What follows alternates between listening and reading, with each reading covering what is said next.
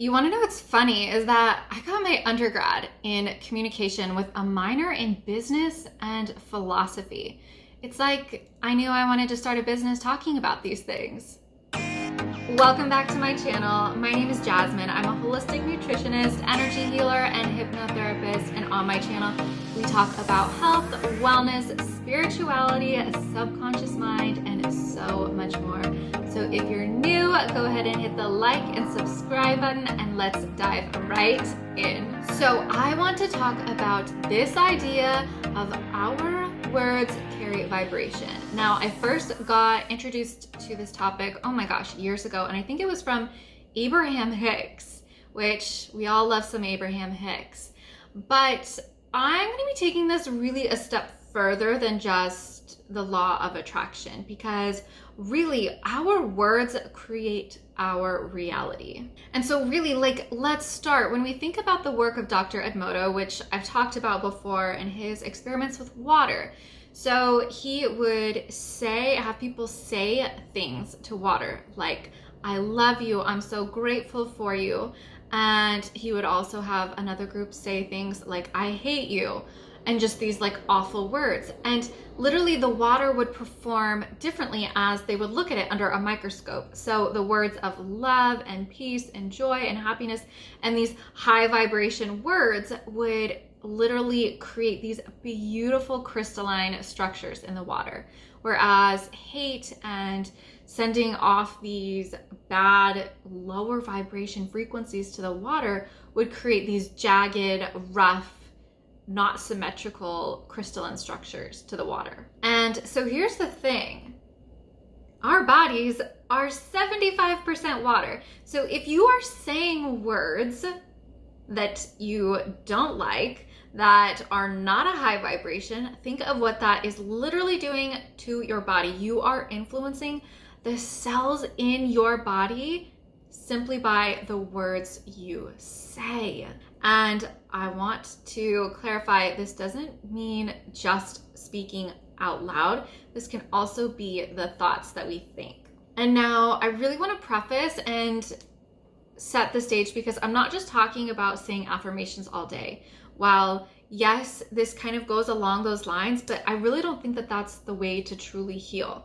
What we're going to be talking about is the vibration that your words carry, and how and what words to stop saying, to maybe just begin to become aware of if you're saying these words or not. So what words am I referring to? I am really focusing on the words like can't, shouldn't, not, don't, and am, with followed by not.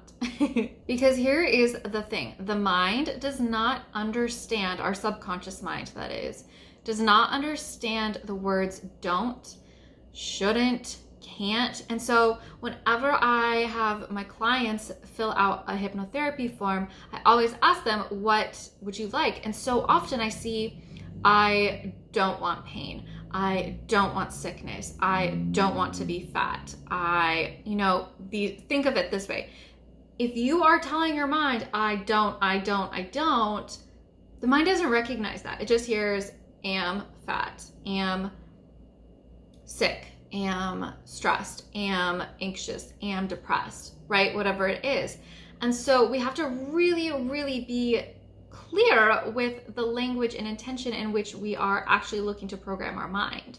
And so when I was learning hypnotherapy and getting certified, I really just began to dive so deep into how our subconscious mind works, because I began to see how sickness and illness and really our lives are so much deeper than just taking a pill or doing a diet or doing these physical things, right? It's so much deeper. It's the energetics and it's the thoughts that are stored deep in the subconscious mind.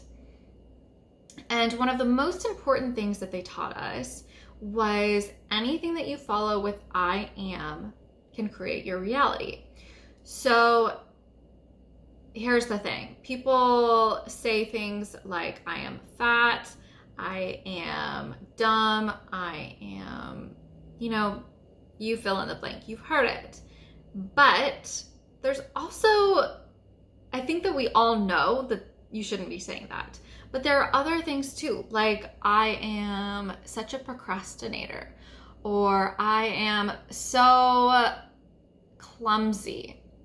If you say those things, your mind will actually go to work to make that your reality. So the more that you say, I'm so clumsy, well, the more you're going to notice you're dropping stuff and things are falling over. And so I always ask people when I ask them, what do you want? And they respond with, I don't want to be in pain, or I don't want sickness. I say, okay, what do you want? And this is where we really have to begin to get crystal clear with an image or a feeling that we actually want. Well, I want to be thin.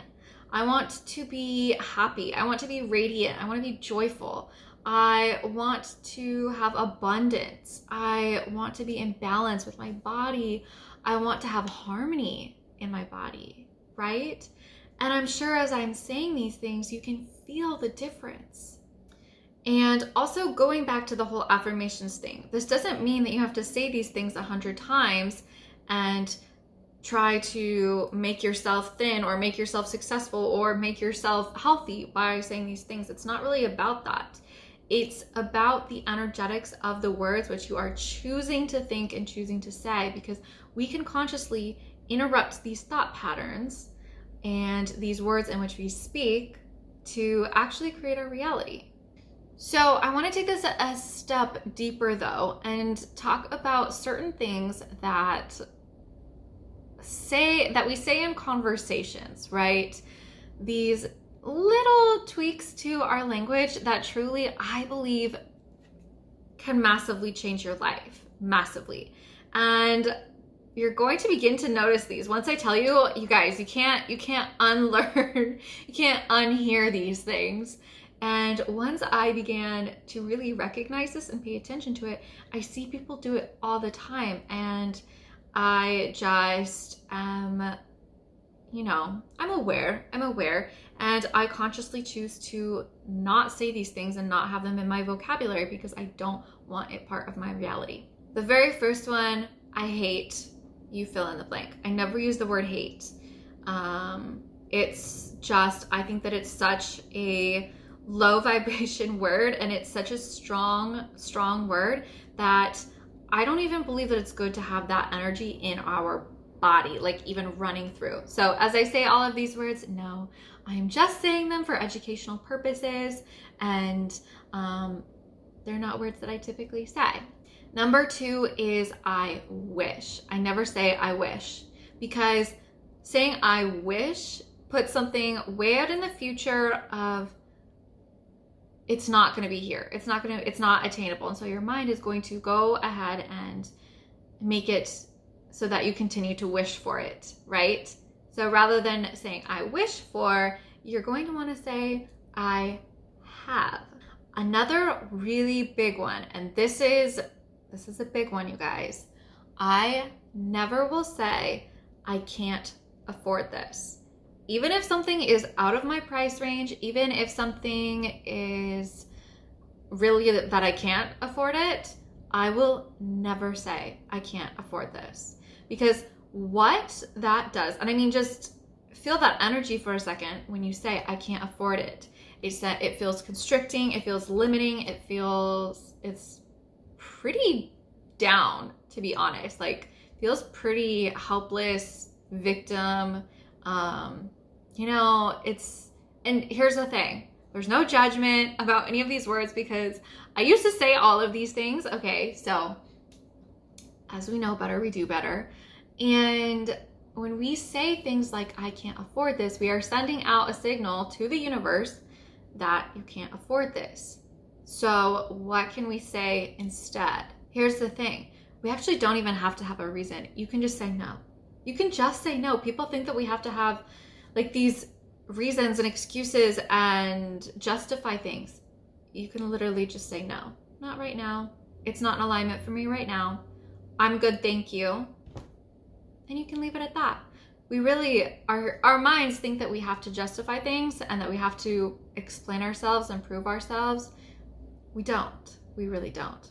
Another one that I never say that I used to say all of the time is I procrastinate or I'm clumsy, which I mentioned these ones, and these are really big. Whenever we put whatever you put after I am, that can create your reality. So I never say I am clumsy or I am a procrastinator. And here's the thing, this is actually really funny because I used to say I procrastinate all the time.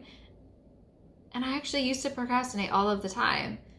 And now I really don't procrastinate anymore. So it actually is kind of funny. I just put two and two together. So proof right there, it does work. And the last one, this is such a funny one because I know that it's so well-intentioned, and my sweet friends say this to me all of the time. And again, this isn't coming out of like ill-intentioned or anything like that. It's literally it's semantics, and it's just like these little tweaks that we can begin to make in our subconscious mind that truly can shift everything. And that is saying, I can't wait. So you're texting your friend and you're making plans, right? And how often do you end with, I can't wait? Well, here's the thing. You can wait. So what do you say instead? I say, personally, I'm so excited. I say, this is going to be great. See you soon. Whatever, you think of your own thing. But I can't tell you how often I hear people say, I can't wait, I can't wait. When you do that, you're telling your mind that you can't wait, and you can. And so it's really about affirming to our minds the type of person that you want to be. Can you be a person that waits? Of course you can. Can you be a person who's patient? Of course you can. But it begins with these little tweaks to our language, right? And so these are really just little tweaks that we can begin to make to our language, that we can begin to make as we're not only speaking, but thinking. And as we begin to make these tweaks, I truly believe that this can massively shift your life. I've seen the effects in my life, and I think that it just creates like a positive breeding ground for actually the seeds and ideas and person that we want to be, that we want to become, that we want to expand into. And so if this is something that you are interested in, let me know in the comments. I would love to hear from you. What words do you not say? Will you never say? Are you aware of? Did I miss? Let me know. And if you haven't hit the like buttons already, go ahead and do so, and hit the subscribe button while you're at it. And until next time, I am sending you all infinite love